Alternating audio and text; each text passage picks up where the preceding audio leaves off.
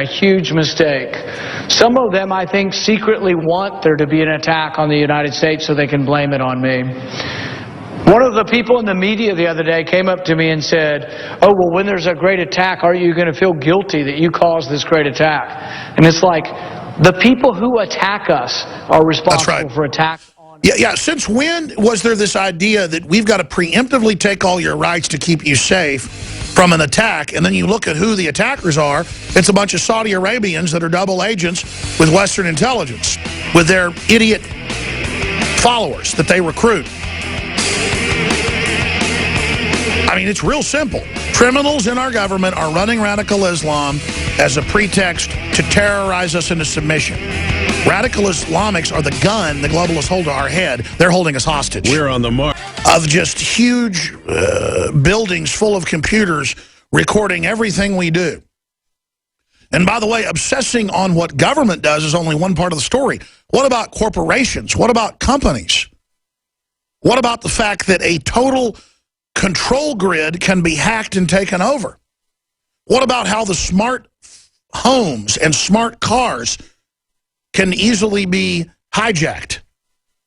This is the real issue that we're discussing here today, is a revolution by the technocrats to take over society. Look at these headlines. Senators flash anger at Paul and vice versa. U.S. lawmakers pile on as Rand Paul forces counterterrorism lapse. The Patriot Act and the NSA, on their own admissions, have never stopped one terror attack in this country. You can pull that headline up from last week. It has nothing to do with terrorism. Most terrorism is funded by the criminals that run this government and others. Doesn't mean our whole government, doesn't mean the military, doesn't mean the police. The media always spins that and says, you mean the cop down the street carried out 9/11 when you say government. No, criminals running our government, bare minimum, opened the door, funded the terrorists, and allowed them to attack, and then use that crisis to take American freedoms and point the biggest police state the world's ever seen at the American patriot. And now they say we've got to surveil you because domestic terror attacks are coming. And this is how far we've fallen, that it's seen as bizarre, that it's seen as weird to have a senator get up and say, we should have a debate about the Bill of Rights and Constitution. Do we want to go 1984 or do we want to go 1776? And Paul said, I'm not going to take it anymore, and neither are the American people. And let's see if the American people really want freedom now, because if we want to be held hostage and told the big bad boogeyman's going to kill us if we don't let the government take all our rights, well, then we deserve what we get. I mean, come on, folks. We know we don't get security by having a giant, mega-sized government spying on every facet of our lives. We know that. We understand that. And just as I said 15 years ago, back in October of 2001 when they passed the Patriot Act, I said over and over again, bigger than Dallas. This will be used in non-terror related cases. It's what the legislation says. But forget the legislation. That's just a thin veil cover.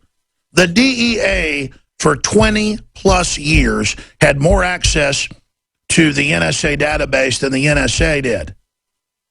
They kept it compartmentalized because the DEA is part of the CIA arm that brings the narcotics in and then shuts down competition. And that's why the NSA has it in place where you can't see who goes into the database, because the DEA and others are going into the database with parallel construction and seeing that, say, you're growing marijuana or you're doing whatever, or you smuggle in cocaine yourself out of Mexico a few kilos, you're going to sell it. They don't want you to drive down prices.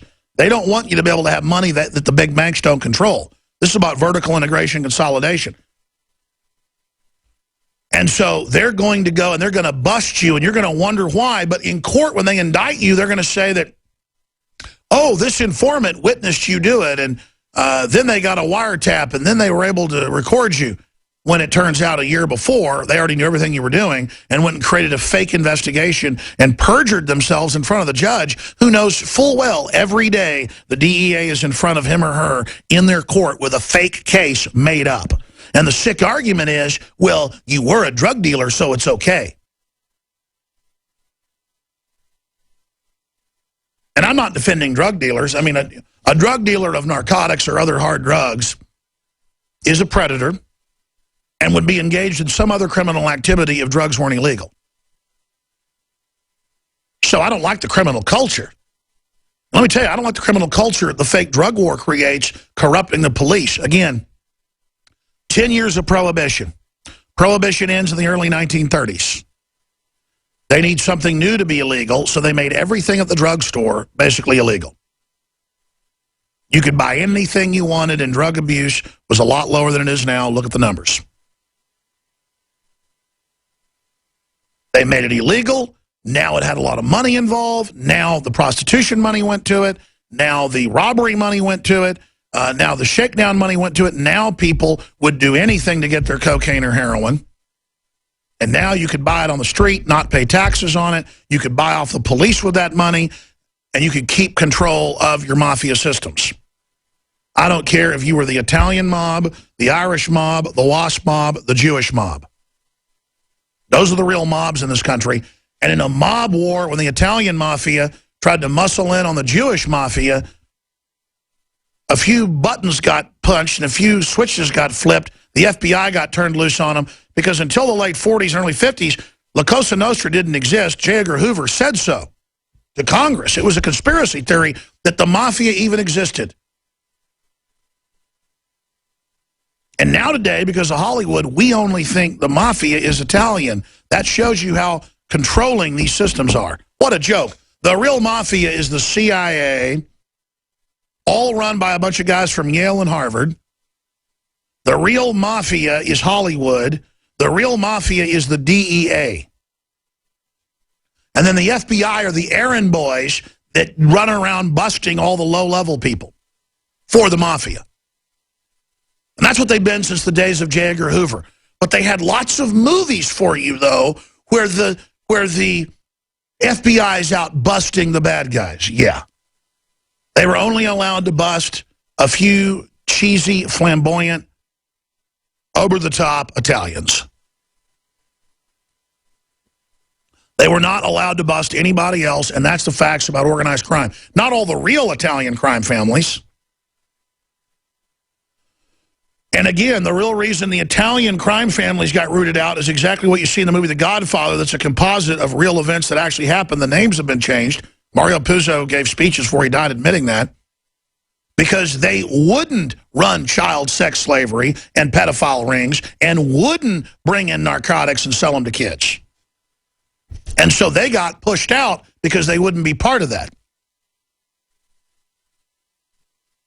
See, there's the rest of the story. We're a nation of chumps, ladies and gentlemen. The big banks run the whole show. They launder the money, they own the aircraft, and they fly drugs in, kids out. Drugs in, women out. Drugs in, stolen art and jewelry out. And if they can, they want to get your 5-year-old out of the backyard. They got some folks in Thailand or Saudi Arabia to sell them to. And when they're done, your child's going to be tortured to death, and nobody's coming to help them because you're trendy. And you go to fake churches to tell you everything's okay, and you turn on the TV and watch all the cop shows where everything's all right, and it's not all right. It's not all right.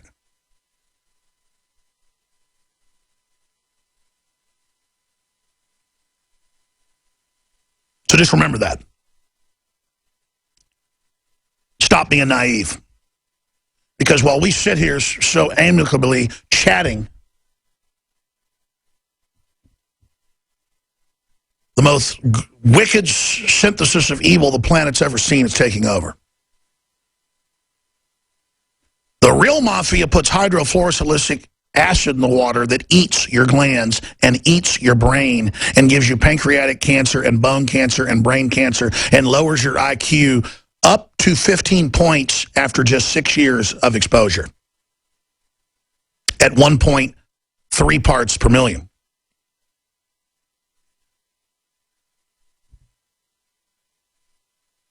Just remember, that's who we're dealing with. You think they're hardcore? Oh, they're hardcore.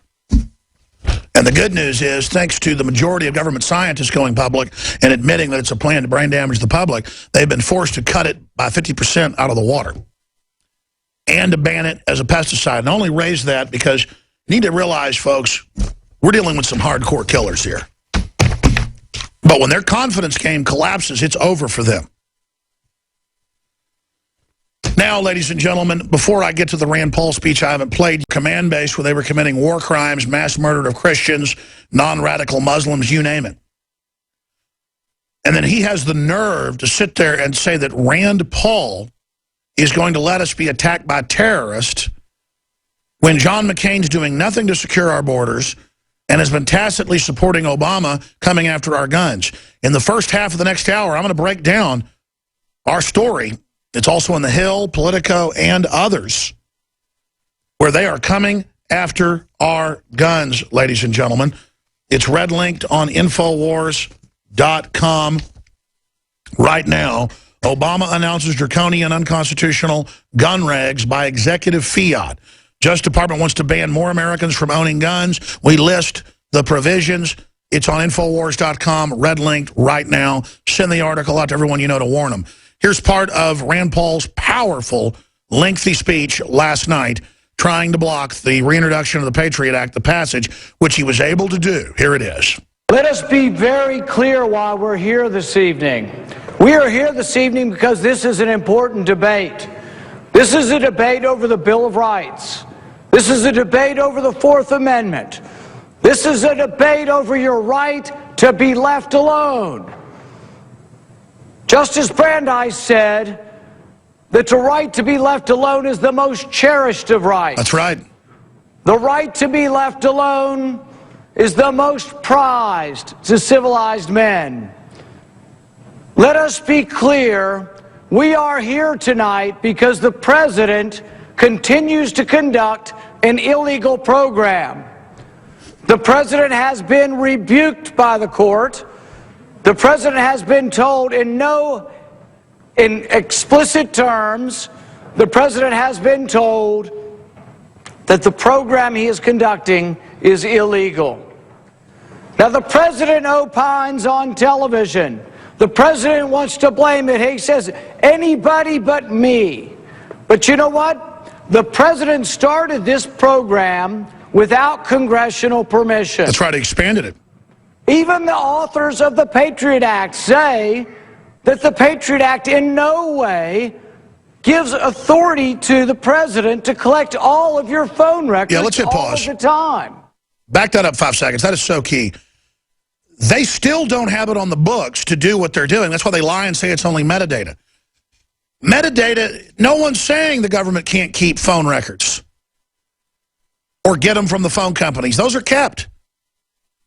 No, ladies and gentlemen, they're recording them and creating maps of who you call and what you do. I mean, Amazon can give you your order before you click on it and buy it. They're already preparing to ship it, and that's how smart these computers are. It's 10 times worse than we even know. I mean, it's just crazy town. And then they sit up there and deny, no one's listening to you. There's zero spying. My name's Marco Rubio, and the moon is made of cheese. Let's go back to the clip. Gives authority to the president to collect all of your phone records all of the time. If there ever was a general warrant, if there ever was a generalized collection of information from people to which there is no suspicion, this is it. We are not collecting the information of spies. We are not collecting the information of terrorists. We are collecting all American citizens' records all of the time. This is what we fought the revolution over. Are we going to so blithely give up our freedom? Are we going to so blithely go along and just say, take it? This is so good. Hit Well, pause. I'm not going to take it anymore. This is Americana. Back it up. I'm going to come back in the next 5-minute segment and then just air it from there.